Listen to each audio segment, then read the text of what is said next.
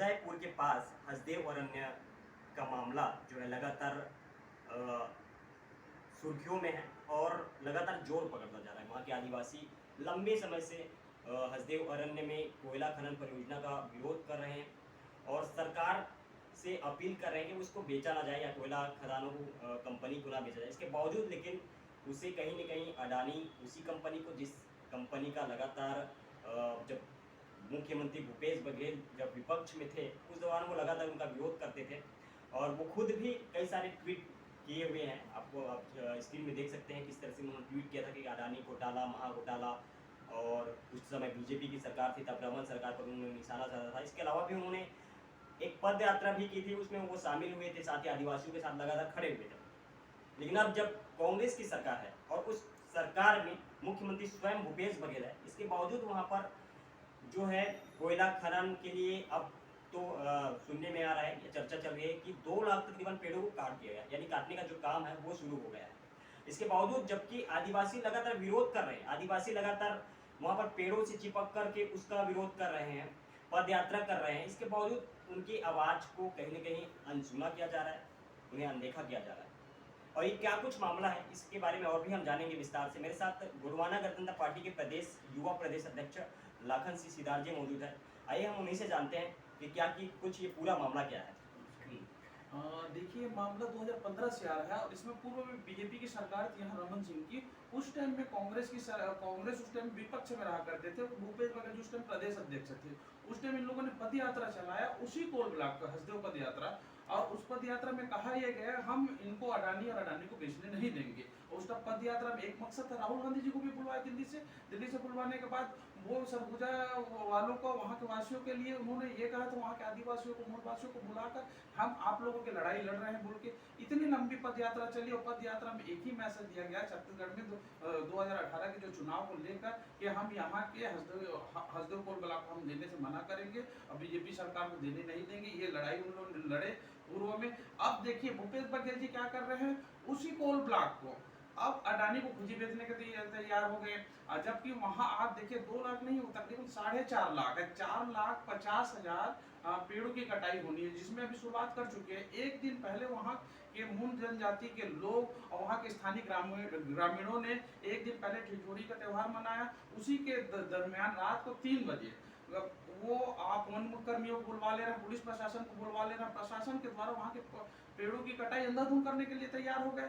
ऐसे भूपेश बघेल जी हैं जिन्होंने पहले उसी अडानी के लिए लड़ाई लड़ी, उसके लिए पदयात्रा भी निकाले। पिछले आप देखेंगे 2 महीना पहले हमारे वहाँ के मूल जनजाति के लोग तकरीबन 300 किलोमीटर यहाँ रायपुर तक चल के पदयात्रा की, जिसमें सैकड़ों हजारों के लोग में बच्चे, युवा, बुजुर्ग सब पदयात्रा को लेकर यहाँ चले थे।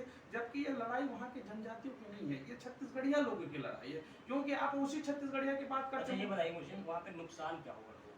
देखिए वहाँ का पहला तो जलवायु को नुकसान होगा और वहाँ सबसे बड़ी किल्लत होगी केवल सरगुजा जिला में नहीं होगी। वहाँ आसपास में जो जिला है जैसे कोरबा हो गया, जांजगीर हो गया, रायगढ़, वहाँ पानी की किल्लत होगी, हजारों टन पानी की वो होगा। और दूसरी चीज वहाँ के जो ग्रामीण है, सैकड़ों ग्रामीणों को आप विस्थापित करेंगे, वहाँ से आप निकालेंगे। अब ठीक है, निकालेंगे तो कहाँ भेजेंगे?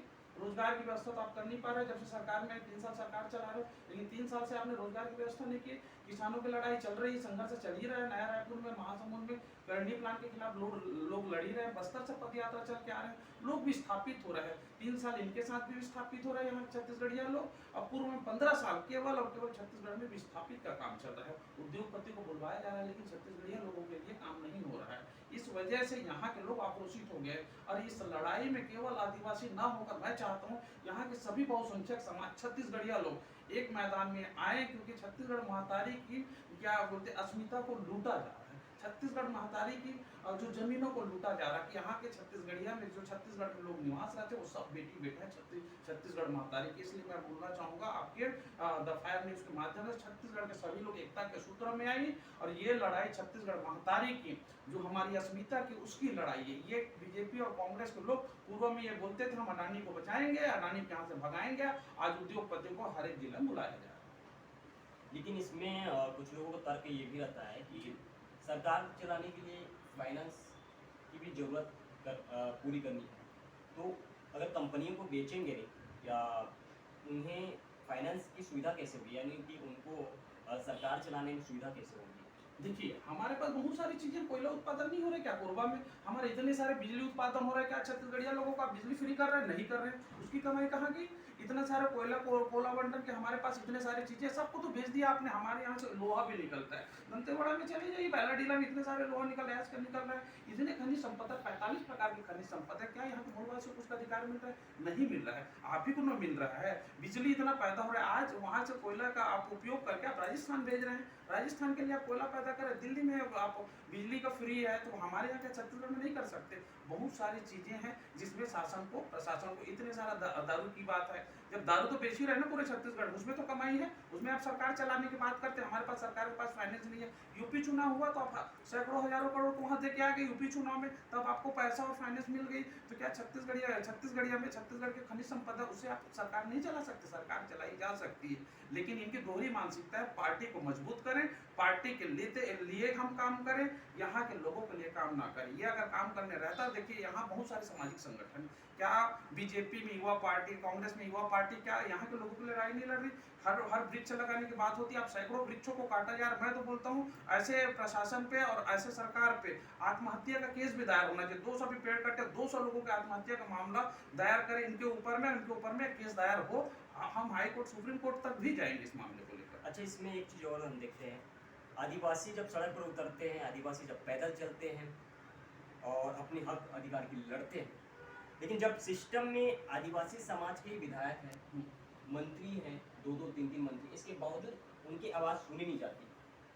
क्या हो रहा है, क्या समझ में आता है? देखिए, हमारे पास हमने बहुत सारे जनप्रतिनिधि बना के भेजे, विधायक भी बने, कुछ सांसद भी बने, मंत्री भी बने। हमारे समाज की बात नहीं है, ओबीसी समाज को भी देख लिए, हमारे बहुसंख्यक जितने भी समाज है, सतनामी समाज में बहुत विधायक मंत्री है। कभी उन लोगों ने अपने समाज को और मुड़ के देखते नहीं दोबारा। दूसरा, पार्टी के लिए काम करते, अपने समाज के लिए काम नहीं करते। ऐसे मैं बोलना चाहूंगा, आने वाले समय में सब अपने अपने समाज के जो लोग हैं, आपके विधायक और सांसद आपके समाज के लिए और आपके क्षेत्र के लिए काम नहीं करते हैं, दोबारा अपने समाज में ना घुसने दीजिए, अपने क्षेत्र में ना घुसने दीजिए। ऐसे लोग, आज देखिए, जब उसी आदिवासियों को दुहाई देकर बीजेपी और कांग्रेस सत्ता में आती है, हमारे विधायक और मंत्री उन्हीं आदिवासियों को दुहाई देकर चुनाव मैदान में आते हैं, चुनाव जीतते हैं, उसके बाद समाज और क्षेत्र को भूल जाते हैं। आज उसी जल जंगल जमीन को लेकर कांग्रेस सरकार में ही है, नहीं तो जल जंगल जमीन को लेकर नहीं आती तो आज सरकार में नहीं रहती छत्तीसगढ़ में। यही वजह है कि हम ही लोग कमजोर हैं कि उन लोगों को समझ नहीं पाते कि उन लोग राजनीतिक रोटी सेकने के लिए हमारे समाज का, हमारे क्षेत्र का उपयोग बस करते हैं।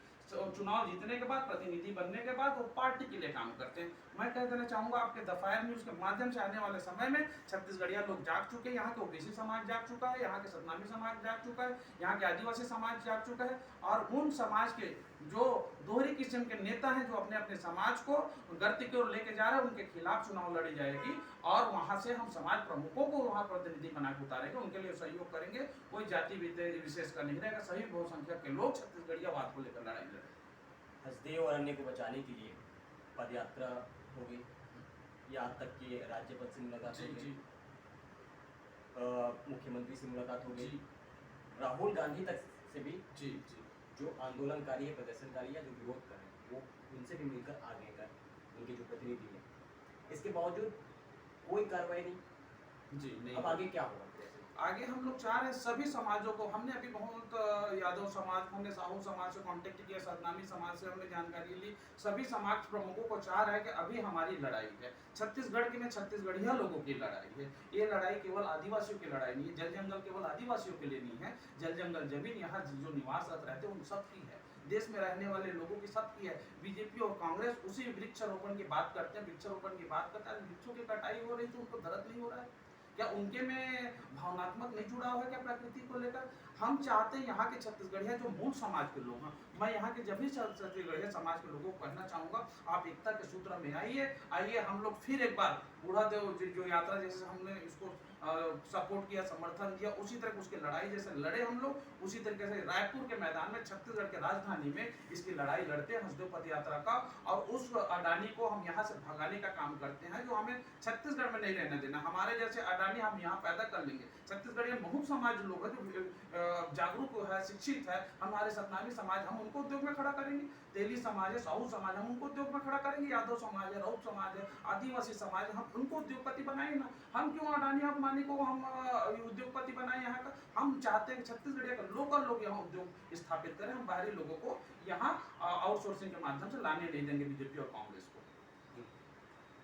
तो ये थे गोंडवाना गणतंत्र पार्टी के युवा अध्यक्ष लाखन सिदार जी, जिनसे हमने हसदेव अरण्य को लेकर के बातचीत की, किस तरह से वहाँ पे आदिवासी संघर्ष कर रहे हैं, उसका विरोध कर रहे हैं, लेकिन इसके बावजूद जो है सरकार उनकी बातें नहीं सुन रही है और आगे भी वो उनका आंदोलन जारी रहेगा। इसके साथ ही